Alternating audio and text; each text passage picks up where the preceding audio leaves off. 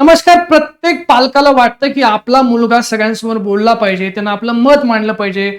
म्हणजे कोणी पाहुणा आला, कोणी आला तर तो असा एकदम कॉन्फिडन्सली दिसला पाहिजे, राहायला पाहिजे.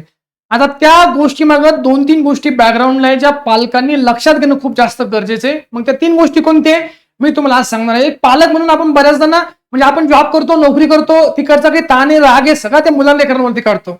आता त्या 3 गोष्टी कोणत्या आपण समजून घेऊ. जर तुम्ही या 3 गोष्टीवर काम केलं तर तुमच्या मुलाच्या नजरेमध्ये, चालण्यामध्ये, बोलण्यामध्ये, वागण्यामध्ये 100% कॉन्फिडन्स येणार आहे. आणि कॉन्फिडन्स ही अशी गोष्ट आहे, ही काही Amazon वरती विकत मिळत नाही. ती मुलांमध्ये पेरावी लागते. ती आपल्या शब्दाने, आपल्या वागण्याने, आपल्या बाजूला असणाऱ्या वातावरणातून ती गोष्ट दिल्या जाते. आणि पालक म्हणून आपलं सगळ्यात मोठं कर्तव्य नंबर 1 ची गोष्ट बघा, त्यांचं निर्माण करण्यासाठी आपल्या मुलाला प्रत्येक गोष्टीला त्यांना टोकू नका. तू अशीच आहे, तू तशीच आहे, तू असं करे, तसं करते. हे जे वाक्य ना आपल्या प्रत्येक वेळेला मुलांना टोचतात, त्यांना वाईट वाटतं, त्यांचं प्रेशर, ताण निर्माण करतं.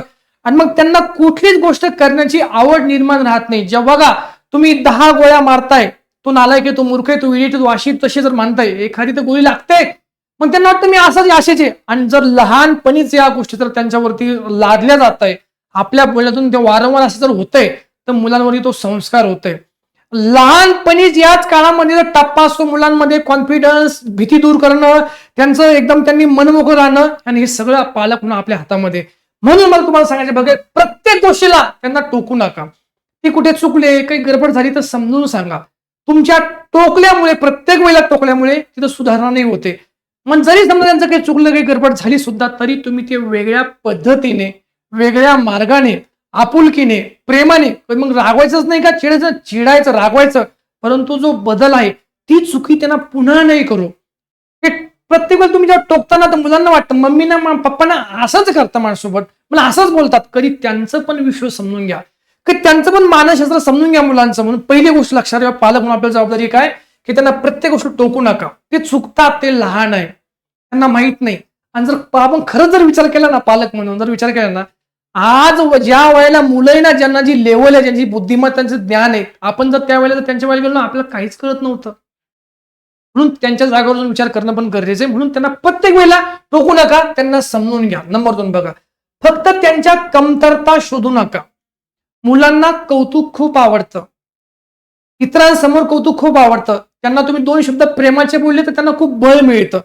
मग त्यामुळे पण आपण त्यांचं कौतुक न करता, त्यांना प्रेरणा न देता, जर आपण समजा काय करतोय, त्यांच्या कमतरता शोधतोय, जर त्यांच्या मिसिंगच शोधतोय, तर त्यांना असं वाटतं की नाही, मग मी अशीच आहे, मी असंच आहे. त्यामुळे आपल्याला त्यांच्यामध्ये असणारे जे गुण आहे, जे क्वालिटीज आहे, आपण त्यांचे गुण वरती नाही आणणार.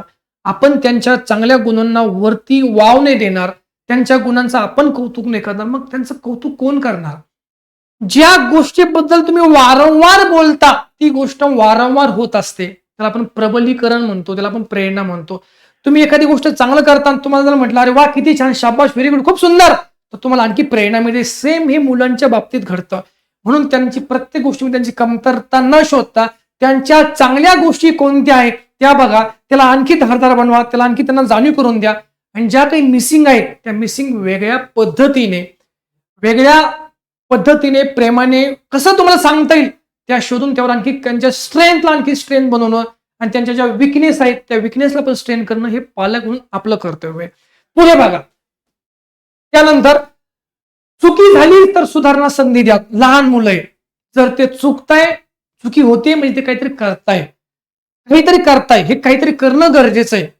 मग काहीतरी करताय तर चुकी होणार आहे. मग चुकी झाली तरी त्या चुकीला खूप काही असं लगेच जगावेगळं असं न करता ती समजून सांगा. त्यांना नाही कळत या सगळ्या गोष्टी. त्यांना बघा, तुम्ही बाहेरचं हे सगळं युग, ही स्पर्धा, वातावरण, या सगळ्या गोष्टी एक पालक म्हणून आपलं कनेक्शन तिथं असणं गरजेचं आहे.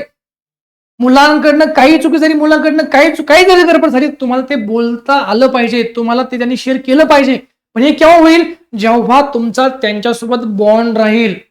जर पालक म्हणून मुलांना जर तुमची खूप भीती वाटत असेल, धाक असेल, तर मुलगा मुलगी तुम्हाला प्रत्येक गोष्ट शेअर करणार नाही. आणि आताच्या काळामध्ये तुम्हाला ईच अँड एव्हरीथिंग मुलांनी शेअर करणं गरजेचं आहे. म्हणून काय सांगितलं बघा, चुकी झाली तर होऊ द्या. मुलं लहान आहे, ती चुकी त्यांना झाली तर तिचा परिणाम सांगा, त्यांना काय होतं, या सगळ्या गोष्टी बोलणं गरजेचं आहे. आपण पालक म्हणून बिजी आहोत, पळतोय कोणासाठी पळतोय? या लेकरांसाठीच पळतोय, मुलांसाठीच पळतोय.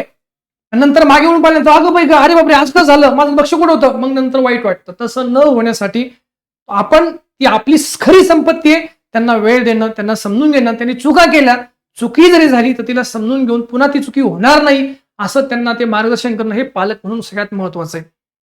आणि जर तुम्ही या 3 गोष्टीवर जर काम करताय, त्या 3 गोष्टी तुम्ही जपताय, तर मुलांमध्ये आपोआप कॉन्फिडन्स निर्माण 100% होईल. कारण मुलांना लहान आहे, लहान म्हणतो ना आपण की लहान मूल म्हणजे मातीचा गोळा असतो, त्याला जसा आकार द्यावा तसं ते घडतं. मुलांमध्ये कॉन्फिडन्स आणणं हे कम्प्लीट पालकांच्या हातामध्ये, मुलांना कमी लेखणं हे पालकांच्या हातामध्ये. आणि आपली संपत्ती आपले मुले, त्यांच्या जे चांगलं आहे त्यांना ते बोला. आपण बोलत नाहीये, आपण बोलणं खूप जास्त गरजेचं आहे. त्यांना सांगा गुड, व्हेरी गुड, खूप छान बेटा, शाबास, हे शब्द त्यांना प्रेरणा देतात, त्यांना अभ्यासाला बळ देतात, ते त्यांच्या नजरेत उंचावतात, तुमच्याबद्दलचा आदर वाढतो. या गोष्टी नक्की करा. बघा तुम्हाला मुलांमध्ये 100% बदल जाणवेल म्हणजे जाणवेल. भेटू पुन्हा नेक्स्ट व्हिडिओमध्ये. व्हिडिओ आवडला असेल नक्की लाईक करा, कमेंट करा. धन्यवाद. Thank you very much.